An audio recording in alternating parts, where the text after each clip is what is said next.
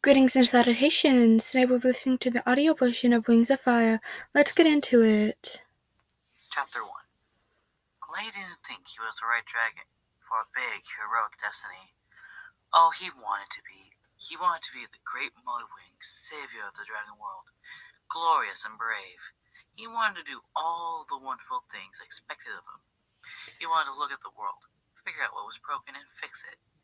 But he wasn't a natural hatched hero. He had no legendary qualities at all. He liked sleeping more than studying, and he kept... Anybody can be legend. Anybody can be legendary. No matter what you do, just keep on trying. Sorry for interrupting. losing chickens in the cave during hunting practice because he was paying attention to his friends instead of watching for feathers.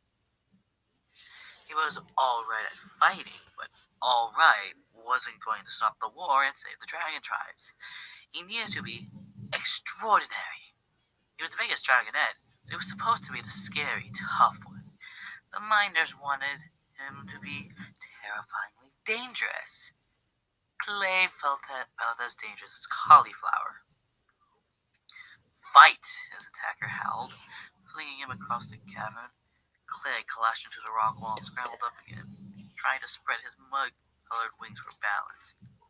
Red talons raked at his face and he ducked away. Come on, the red dragon snarled. Stop pulling back. Find the killer inside you and let it out. I'm trying, Clay said. Maybe we could stop and talk about it. She lunged for him again. Feint to the left, roll right, use her fire. Clay tried to duck under her wing to attack her from below, but of course he rolled the wrong way. One of her talons smashed him to the ground, and he yelled with pain. Which left was that, useless? Kestrel bellowed in his ear. Are all mudwings that stupid, or are you just deaf? If you keep that up, I will be soon, Clay thought. The skywing lifted her claws and he wriggled free. Yeesh. I don't know about other mudwings, he protested, licking his sore talons. Obviously, but perhaps we could try fighting without all the shouting and see. He stopped, and a familiar hiss that came before one of Kestrel's fire attacks. He threw his wings over his head, tucked his long neck in, and rolled into the maze of stalagmites that studded one corner of the cave. Flames blasted the rocks around him, singeing the tip of his tail. Coward! The older dragon bellowed. She smashed one of the rock columns into a shower of sharp black pebbles. Clay covered his eyes and almost immediately felt her stamp down hard on his tail. Ow! He yelled. You said stomping tails was cheating! He seized the close of stalagmite between his claws and scrambled up on top of it. From his perch near the roof, he glared down at his guardian. I'm your teacher, Kestrel snarled. Nothing I do is cheating. Get down here and fight like a skywing. But I'm not a skywing, Clay thought rebelliously. I'm a mudwing. I don't like setting things on fire, flapping around in circles, biting at dragon necks. His teeth still ached from Kestrel's jewel-hard scales. Can't I fight one of the others? He asked. I'm much better at that. The other dragonettes were his own size, nearly, and they didn't cheat. Well, most of the time. He actually liked fighting with them. Oh yes, which opponent would you prefer? The stunted Sandwing or the lazy Rainwing? Kestrel said. Because I'm sure you get to choose out on the battlefield. Her tail glowed like embers as she lashed it back and forth.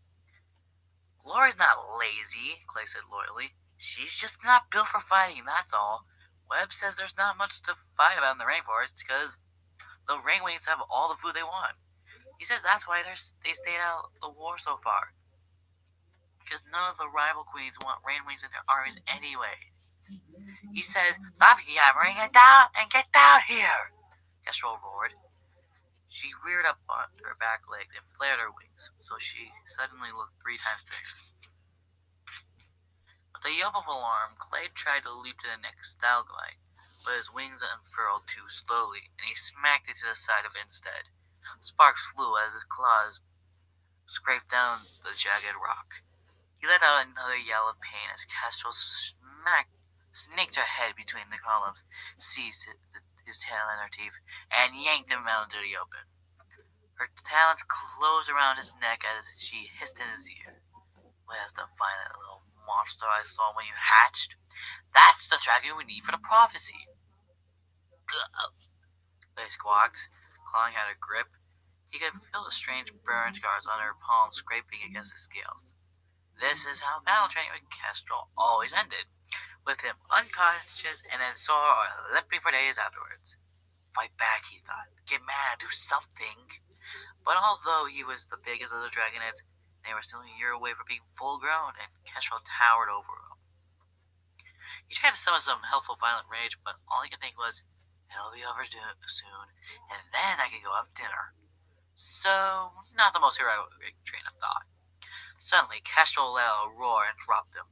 Fire blasted over Clay's head as he hit the floor with a thud.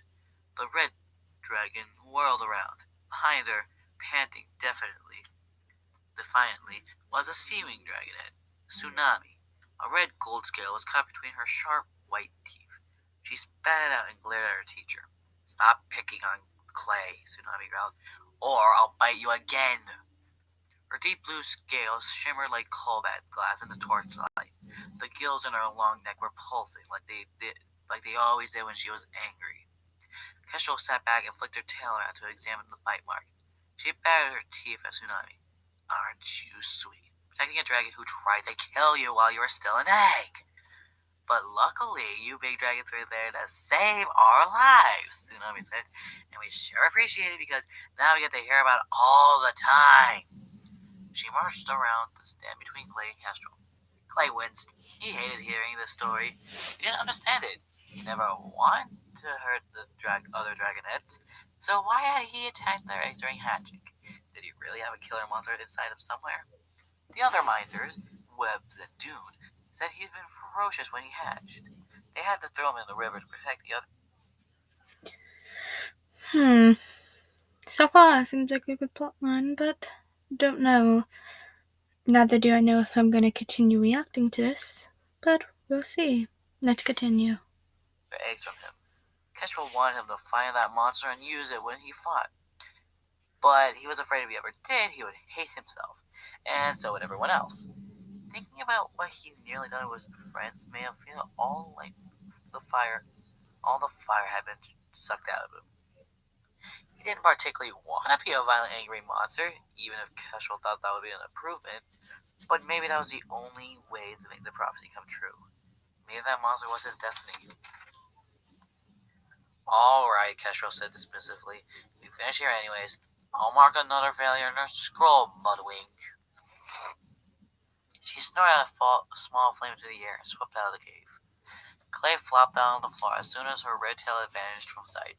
It felt like every one of his scales was stinging from the burns. She's going to be so mean to you during your training tomorrow, he said to Tsunami. Oh no, the seeming dragon gasped. I've never seen Kestrel be mean before. That would be so unexpected and not a character. Ow, I groaned. Don't make me laugh. I think my ribs are broken. Her ribs are not broken, Tsunami said, poking him with the side of her nose.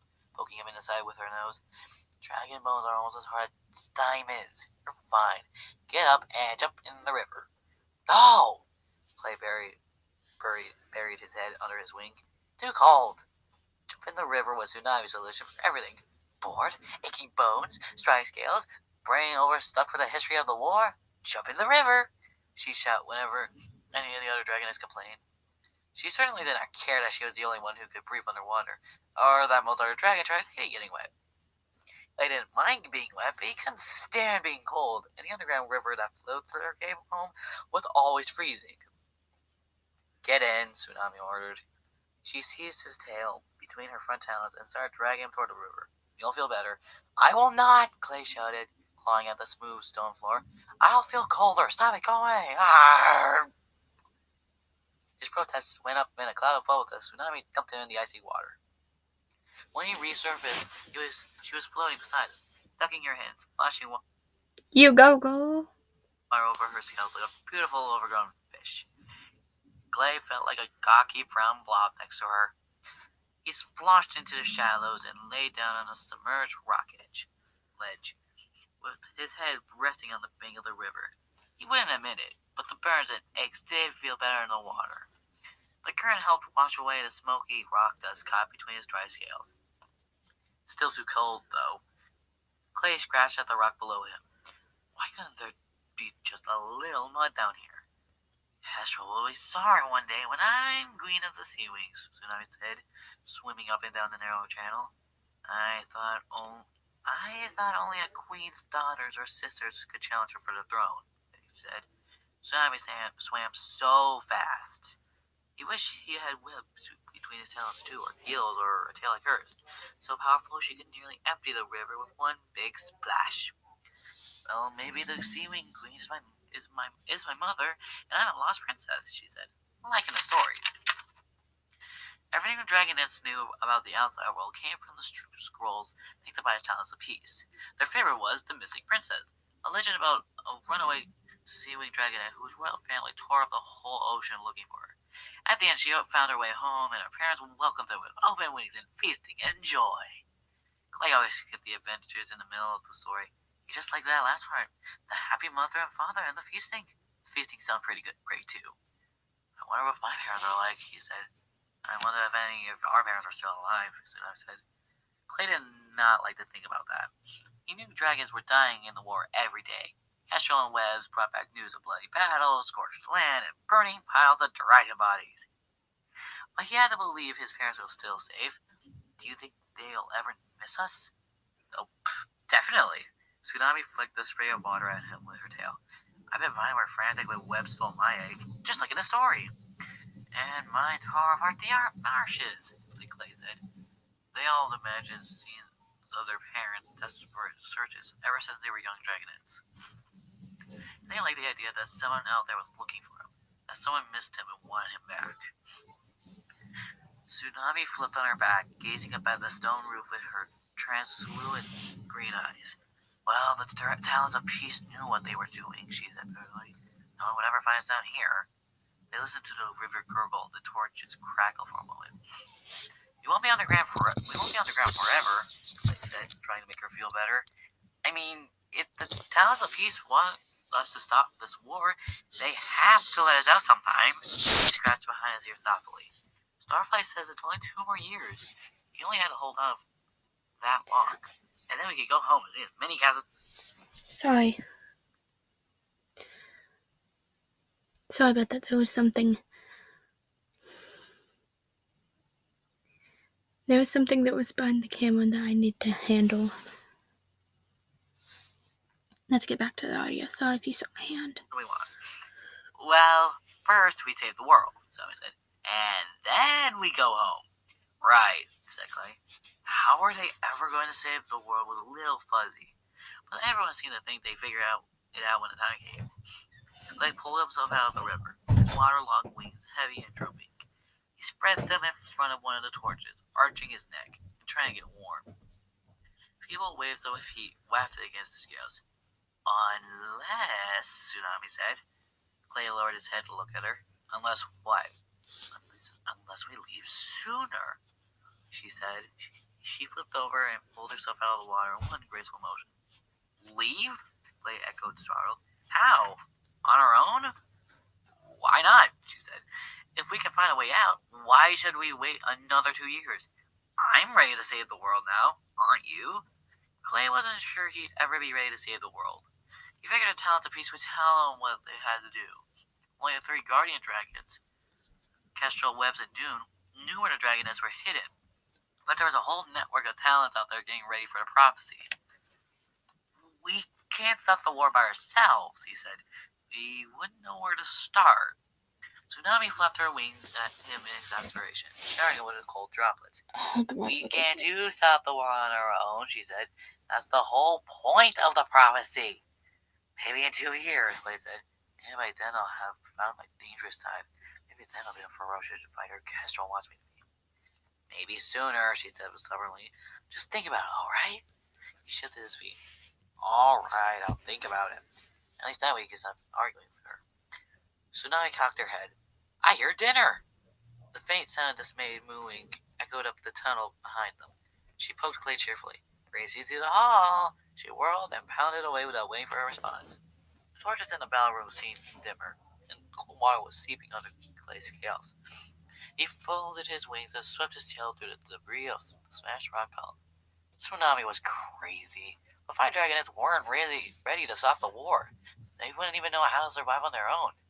Maybe Tsunami was brave and tough like a hero should be, but sunny and glorious Starflight.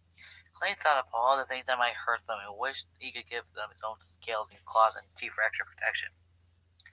Besides, there was no way to escape the caves. The Talents of Peace made sure of that.